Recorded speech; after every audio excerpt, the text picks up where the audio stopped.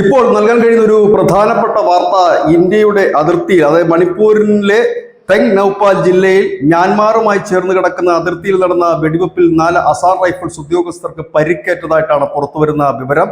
അവിടെ പെട്രോളിംഗ് നടത്തുകയായിരുന്ന ഈ സംഘത്തിന് നേരെ ഈ ഭീകരവാദികൾ വെടിവെക്കുകയായിരുന്നു. തുടർന്ന് ഉദ്യോഗസ്ഥർ അവിടെ കൂടുതൽ സേനയെ വിന്യസിക്കുകയും അവിടെയുള്ള ജനങ്ങളെ സുരക്ഷിതമായി മാറ്റുകയും തിരിച്ചടിക്കുകയും ചെയ്തതായിട്ടാണ് പുറത്തുവരുന്ന വിവരം. സെപ്റ്റംബർ 19 ഇതുപോലെ ബിഷ്ണുപൂർ ജില്ലയിൽ ഒരു ആക്രമണം സൈന്യത്തിന് നേരെ നടന്നിരുന്നു. അതിനൊരു വലിയ തിരിച്ചടി തന്നെ സൈന്യം നൽകിയിരുന്നു. അതിർത്തി കടന്ന്, അരുണാചൽ പ്രദേശിന്റെ അതിർത്തി കടന്ന്, മ്യാൻമാറിനുള്ളിൽ കടന്ന് ഈ ഭീകരവാദികളുടെ കമാൻഡർമാരുൾപ്പെടെ 5 പേരെ വധിച്ചുകൊണ്ടായിരുന്നു അന്ന് തിരിച്ചടി നൽകിയത്.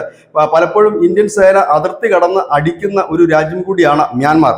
അവിടെയാണ് ഇപ്പോൾ അതിർത്തിയിൽ ഇത്തരത്തിൽ ഒരു വെടിവെപ്പ് നടന്നിരിക്കുന്നു. അവിടെയൊക്കെ കൂടുതൽ സേന എത്തിയിരിക്കുന്നു.